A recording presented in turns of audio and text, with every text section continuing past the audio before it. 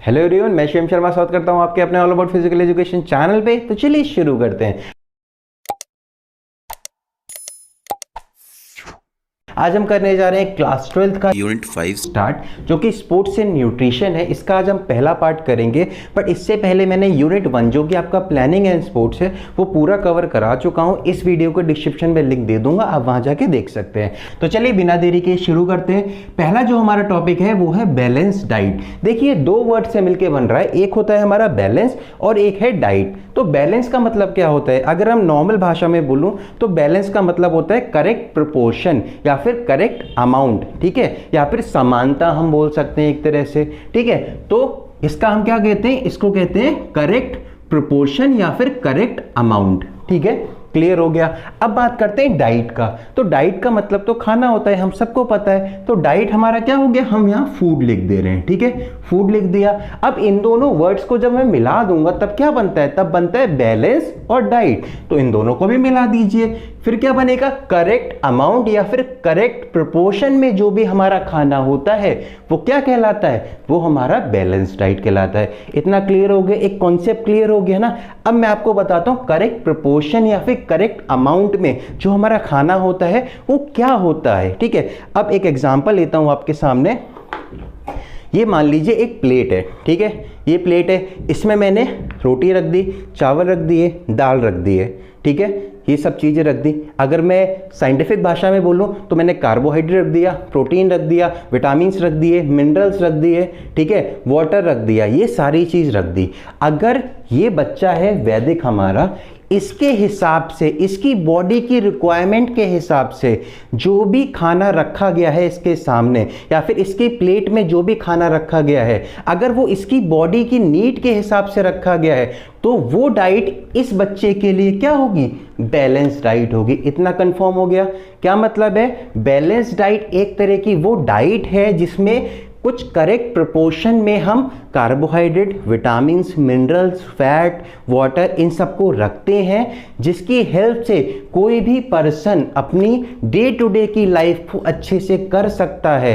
तो वो उस पर्सन के लिए बैलेंस डाइट होती है। आई होप ये चीज़ क्लियर हो गई होगी। तो लिखने के लिए आप लिख लीजिए बैलेंस डाइट की डेफिनेशन। आप क्या लिखेंगे? Balance diet is a diet in which all nutrients like carbohydrate, protein, fat, vitamins, minerals, water, ये सारी चीजें इन करेक्ट प्रोपोर्शन, क्या लिखेंगे? In correct proportion for efficient working of our body, ठीक है। किसी भी पर्सन की बॉडी अच्छे से काम करे उस चीज़ के लिए हमारी जो डाइट होती है उसमें सारे न्यूट्रिएंट्स एक करेक्ट प्रोपोर्शन में होने चाहिए। तो वो डाइट हमारी क्या कहलाएगी? Balance diet. आई होप इतना क्लियर हो गया होगा।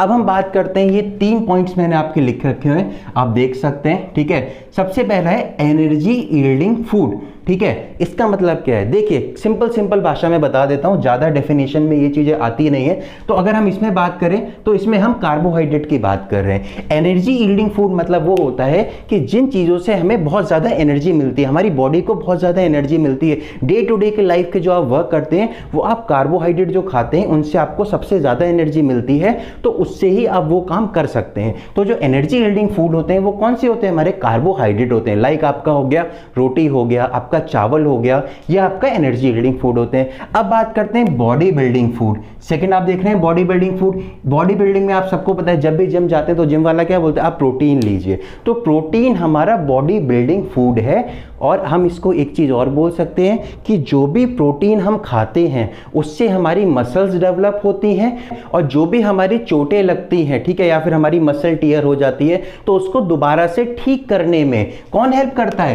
प्रोटीन हेल्प करता है, ठीक है। तो क्लियर हो गया। अगर कहीं भी बॉडी बिल्डिंग फूड पूछ लिया जाए तो आप क्या बोलेंगे? आप प्रोटीन बोलेंगे। प्रोटीन बहुत जगह से हमें मिलता है, मीट से मिलता है, हमें दालों से मिलता है, बहुत सारे सोर्सेज आप लिख सकते हैं। इसके बाद में डिफेंसिव फूड आता है, ठीक है। इसका मतलब क्या होता है? इसमें हमारे सारे मिनरल्स आ गए, सारे विटामिन्स आ गए, ठीक है। जो भी विटामिन्स, मिनरल्स हम इनटेक करते हैं वो सारे हमारे इसमें आते हैं। आई होप इतना क्लियर हो गया। अब इसके बाद में आते हैं सेकेंड टॉपिक पे अपना, जो कि है न्यूट्रिएंट्स, ठीक है। न्यूट्रिएंट्स जानने से पहले एक वर्ड आता है न्यूट्रिशन। तो न्यूट्रिशन को जान लेते हैं। क्या वर्ड आता है बेटा? Nutrition, NUTRITION।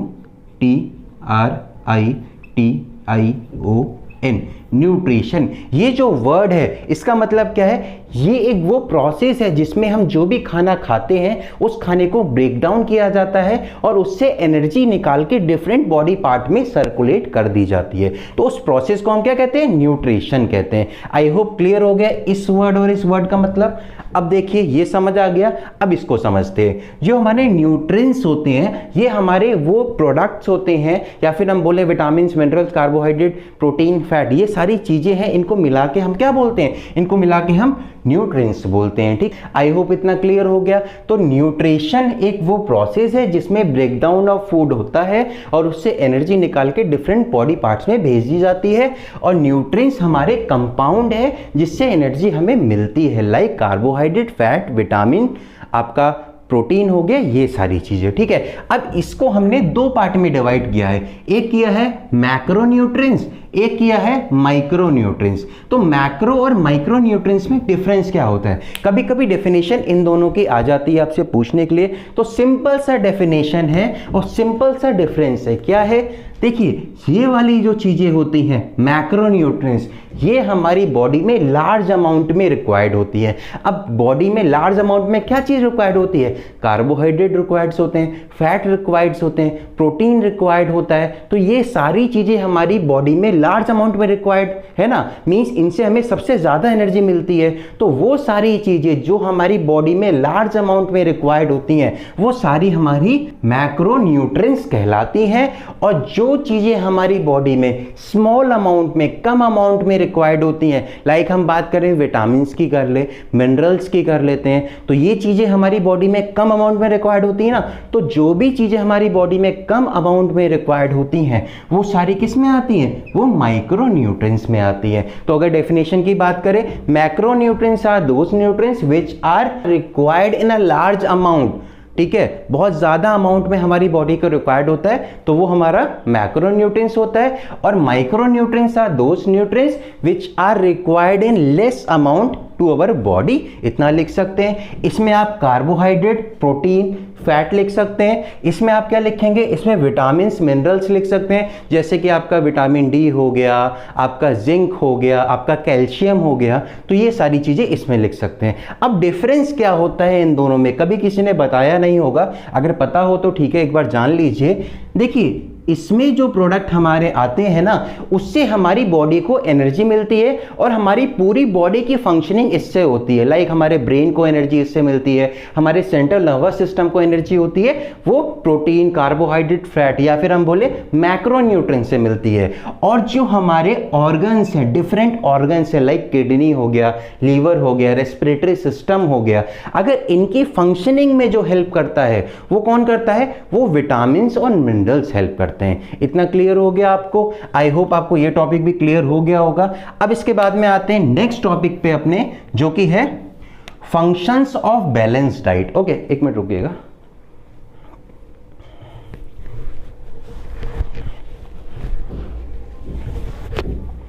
अब आते हैं हम अपने नेक्स्ट टॉपिक पे, जो कि है फंक्शंस ऑफ बैलेंस डाइट। ठीक है, तो देखो functions of balance diet means हमने एक नपा तुला, ठीक है, करेक्ट प्रोपोर्शन में खाना खाया जिसको हम बैलेंस डाइट कहते हैं। तो हमारी बॉडी में उसका फंक्शन क्या है, हमारी बॉडी में अगर एक नपा तुला अच्छा अप्रोप्रिएट अमाउंट में खाना जाएगा तो उसका काम क्या होगा, तो उसको बताते हैं। चलिए, पहला काम क्या होता है हमारा, फंक्शन ऑफ बैलेंस डाइट का पहला फंक्शन है कि हमारी बॉडी को सफिशिएंट एनर्जी प्रोवाइड करना। क्या लिखें, सफिशिएंट एनर्जी प्रोवाइड करना सबसे पहला फंक्शन है हमारे बैलेंस डाइट का। आई होप क्लियर हो गया। सेकंड फंक्शन आप लिख सकते हैं प्रॉपर हेल्थ मेंटेनेंस, हमारी बॉडी की हेल्थ को प्रॉपरली मेंटेन करता है। कौन करता है, बैलेंस डाइट ही तो मेंटेन करती है। थर्ड आप इसमें लिख सकते हैं प्रॉपर वेट मेंटेनेंस, अगर हम प्रॉपरली अच्छी डाइट लें तो हमारा वेट भी मेंटेन रहता है। तो थर्ड पॉइंट आप इसमें यही लिख सकते हैं। फोर्थ आप लिख सकते हैं इंप्रूव इम्यून सिस्टम, हमारा जो इम्यून सिस्टम है उसको इंप्रूव करता है। ठीक है, ये भी लिख सकते हैं। पांचवा आप इसमें क्या लिख सकते हैं, पांचवा आप लिख सकते हैं help in proper functioning of body organs या फिर बॉडी सिस्टम्स आप लिख सकते हैं। ठीक है, इतने सारे मैंने आपको बता दिए, बाकी आपके सामने आ रहे हैं, इसमें से कोई भी आप चूज करके आप लिख सकते हैं। ओके, तो चलिए अब सेकंड टॉपिक पे आते हैं, जो कि हमारा है फैक्टर्स अफेक्टिंग डाइट। ठीक है, अब बात करते हैं कि चलो मैं सुबह उठूंगा, कल से मेरे को पतला होना है और मेरे को अच्छा अच्छा खाना खाना है, एक बैलेंस डाइट करना है, पर सुबह सुबह ऑफिस चले गए, सुबह की डाइट छूट गई, ठीक है। फिर दोपहर में ऑफिस से लेट आए तो दोपहर का खाना अच्छे से नहीं खा पाए, फिर रात में क्या किया, एक साथ पूरा खाना खा लिया। तो ये चीज़ें होती है ना, तो ये क्या है, ये वही चीज़ है जो हमारी डाइट को इफेक्ट करते हैं, ठीक है। तो ऐसे कौन कौन से पॉइंट्स हैं, आप बहुत सारे पॉइंट्स आप लिख सकते हैं। सबसे पहला एज आ जाएगा, एज की वजह से हमारी जो डाइट होती है वो इफेक्ट होती है। कैसे इफेक्ट होती है, देखिए जो छोटे बच्चे होते हैं उनको प्रोटीन की बहुत ज़्यादा रिक्वायरमेंट होती है। क्यों रिक्वायरमेंट होती है, क्योंकि उस समय उनका ग्रोइंग पीरियड है, उनकी बॉडी की मसल्स ग्रो करेंगी, तो उनको प्रोटीन की रिक्वायरमेंट बहुत है। बट अगर हम बात करें ओल्ड एज के पर्सन्स की, तो ओल्ड एज के टाइम पे हमें प्रोटीन और फैट की इतनी रिक्वायरमेंट नहीं होती है, उस समय हमें विटामिन और मिनरल्स की रिक्वायरमेंट होती है, ठीक है। इस वजह से भी हमारी डाइट इफेक्ट करती है कि इस एज पे आप ये चीज़ नहीं खा सकते, इस एज पे आप ये चीज़ नहीं खा सकते, उस वजह से आपकी बैलेंस डाइट आपकी इफेक्ट करेगी। तो एज आपका सबसे पहला फैक्टर हो गया। सेकंड, आप इसमें जेंडर लिख सकते हैं। थर्ड, आप इसमें क्या लिख सकते हैं, प्रोफेशन लिख सकते हैं, आप किसी प्रोफेशन में हैं, ठीक है, आप सुबह 9 बजे से लेकर शाम के 6 बजे तक अपना काम करते हैं, तो उसके बीच में आपको टाइम नहीं मिलता कि आप अपना खाना खा लें या प्रॉपर एक डाइट आप चार्ट फॉलो कर सकें, तो एक वो भी आपका फैक्टर है जो इफेक्ट करता है आपकी डाइट पे। और इसके बाद में चौथा फैक्टर आप इसमें लिख सकते हैं बॉडी वेट। अगर हमारे बॉडी का वेट बहुत ज़्यादा होता है, ठीक है, तो उसके हिसाब से हमें डाइट लेनी पड़ती है, हमारी डाइट उस वजह से भी बहुत ज़्यादा इफेक्ट होती है, ठीक है। तो कुछ पॉइंट्स मैंने आपको बता दिए हैं और आप सबको समझ आ गया है कि क्या फैक्टर होते हैं जो हमारी डाइट को इफेक्ट कर सकते हैं, तो ईजिली आप ये चीज़ लिख सकते हैं, ठीक है। अब आते हैं इसके लास्ट टॉपिक पे, इस वाले पार्ट के, जो कि है nutritive components of diet. Nutritive components हमारी डाइट के क्या क्या होते हैं, मींस जिससे हमें न्यूट्रिशंस मिलता है, जिससे हमें एनर्जी मिलती है, तो वो वाले हमारे डाइट के कंपोनेंट कौन कौन से हैं, चलिए एक एक करके जानते हैं। सबसे पहला कंपोनेंट हमारा कार्बोहाइड्रेट है। आप सबको पता है कार्बोहाइड्रेट क्या होता है। देखिए सबसे पहला पॉइंट आप इसमें लिखेंगे, carbohydrate are the main source of energy. सबसे इंपॉर्टेंट सोर्स ऑफ एनर्जी है, जिस एनर्जी से कोई भी इंडिविजुअल अपने डे टू डे लाइफ के काम को कर सकता है, ठीक है, इतना क्लियर हो गया। सेकेंड पॉइंट आप इसमें लिखेंगे, carbohydrate are the major fuel for muscle contraction. अगर मसल कॉन्ट्रैक्ट कर रही है तो जो चीज यूज हो रही है वो एनर्जी है, वो एनर्जी कहां से आई है, वो कार्बोहाइड्रेट से आई है। तो कार्बोहाइड्रेट एक तरह का फ्यूल है जो हेल्प करता है मसल का कॉन्ट्रैक्शन में। आई होप इतना क्लियर हो गया। थर्ड पॉइंट आप इसमें लिख सकते हैं, जो कार्बोहाइड्रेट होता है ये हमें quick form of energy provide कराता है। मींस कार्बोहाइड्रेट खा के हमें जल्दी से एनर्जी मिल जाती है, और कार्बोहाइड्रेट हमारी बॉडी में स्टोर भी नहीं होता है for long duration. Like fat store हो जाता है ना, पर carbohydrate for long duration store नहीं होता है। 3 पॉइंट आपने लिख दिए। चौथा पॉइंट आप इसमें लिख सकते हैं, कार्बोहाइड्रेट हमारे 3 प्रोडक्ट से मिलकर बनता है, एक कार्बन, एक हाइड्रोजन, एक ऑक्सीजन। इसका केमिकल फॉर्मूला आप लिख सकते हैं CHO। आई होप ये 4 पॉइंट क्लियर हो गए। अब इसके बाद में एक 5वां पॉइंट आपको ये लिखना है कि हमारी बॉडी में कार्बोहाइड्रेट की रिक्वायरमेंट कितनी होती है। तो देखिए एक डाइटिशियन रिकमेंड करता है 60 से 70% कार्बोहाइड्रेट हमारी डाइट में होना चाहिए। आई होप इतना क्लियर हो गई। ये 5 पॉइंट लिखाइएगा। कार्बोहाइड्रेट की डेफिनेशन पे कोई भी आपके मार्क्स नहीं काट सकता। अब बात करते हैं, कार्बोहाइड्रेट हमारे 2 टाइप में डिवाइडेड हैं। कितने टाइप में? 2 टाइप में। सबसे पहला टाइप है हमारा सिंपल कार्बोहाइड्रेट और सेकेंड है हमारा कॉम्प्लेक्स कार्बोहाइड्रेट। तो अगर हम सिंपल कार्बोहाइड्रेट की बात करते हैं तो simple carbohydrate mean simple word आ रहा है, मीन्स बहुत सिंपल होगा। तो सिंपल कार्बोहाइड्रेट की डेफिनेशन है, simple carbohydrate are those carbohydrate which give you instant energy. अगर कोई भी फ्रूट आप खाते हैं, लाइक आपने फ्रूट खा लिया, सेब खा लिया, या फिर आपने लो फैट मिल्क खा लिया, या फिर आपने पोटैटो खा लिया, या फिर आपने रिफाइन हनी खा लिया, तो ये सारी चीज आप खाते हैं और आपको तुरंत एनर्जी मिल जाती है, तो वो आपके सारे सिंपल कार्बोहाइड्रेट में आएंगे। और आपको अगर कोई भी चीज खा के तुरंत एनर्जी मिल रही है तो उसका मतलब क्या है कि वो जल्दी डाइजेस्ट भी हो जाते हैं। आई होप क्लियर हो गया। तो मैंने आपको सोर्सेस भी बता दिए सिंपल कार्बोहाइड्रेट के, क्या थे आपको याद है? पोटैटो हो गया, लाइक आप वेजिटेबल्स लिख सकते हैं, ठीक है, आप इसमें जैम लिख सकते हैं, आप इसमें लो फैट मिल्क लिख सकते हैं, आप इसमें रिफाइन हनी लिख सकते हैं। ये सारी चीजें सिंपल कार्बोहाइड्रेट होती हैं इतना क्लियर हो गया। अब बात करते हैं कॉम्प्लेक्स कार्बोहाइड्रेट की। तो देखिए कॉम्प्लेक्स कार्बोहाइड्रेट हमारा स्टार्च होता है, आपको नाम सुना सुना पता चल रहा होगा, स्टार्च, ठीक है। तो स्टार्च हमारा कॉम्प्लेक्स कार्बोहाइड्रेट होता है। और अगर हम सिंपल भाषा में बताऊं तो कॉम्प्लेक्स कार्बोहाइड्रेट वो कार्बोहाइड्रेट होते हैं या फिर वो खाना होता है जो हम खाते हैं पर वो थोड़ा टाइम लेता है डाइजेस्ट करने के लिए, ठीक है। अगर कोई भी खाना थोड़ा टाइम ले रहा है डाइजेस्ट करने के लिए, वो खाना हमारा कॉम्प्लेक्स कार्बोहाइड्रेट में आता है। जैसे कि आप ले लीजिए दाल हो गया, आपका चावल हो गया, आपका राजमा हो गया, आपकी रोटी हो गई। तो ये सारी चीजें हमें तुरंत एनर्जी तो नहीं प्रोवाइड करा रही ना।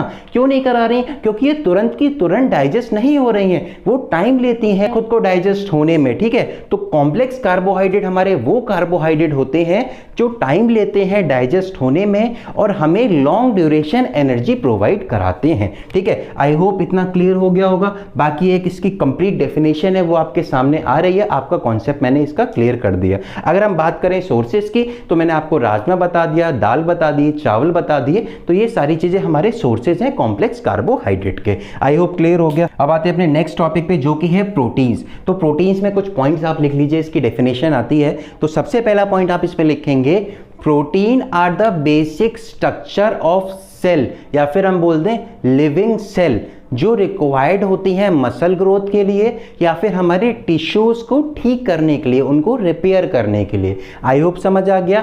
जो भी सेल हमारी मसल ग्रोथ के लिए या फिर हमारे टिश्यूज को रिपेयर करने के लिए यूज होती हैं, उनका जो बेसिक स्ट्रक्चर क्या होता है, वो प्रोटीन होता है या वो प्रोटीन से बनी होती हैं। इतना क्लियर हो गया। सेकेंड पॉइंट आप इसमें लिखेंगे, जो हमारा प्रोटीन है ना, वो हमें एनर्जी प्रोवाइड नहीं करता, बट प्रोटीन हमें एनर्जी कब प्रोवाइड करता है? जब हम स्टार्विंग करते हैं या फिर हम हंग्री होते हैं। लाइक अगर मैंने सुबह से खाना नहीं खाया है या फिर सुबह से मेरे को खाना नहीं मिला है, तो मेरी बॉडी को तो एनर्जी चाहिए ना। तो वो एनर्जी कहां से आएगी? वो एनर्जी प्रोटीन प्रोवाइड करेगा हमारी बॉडी को। आई होप क्लियर हो गया।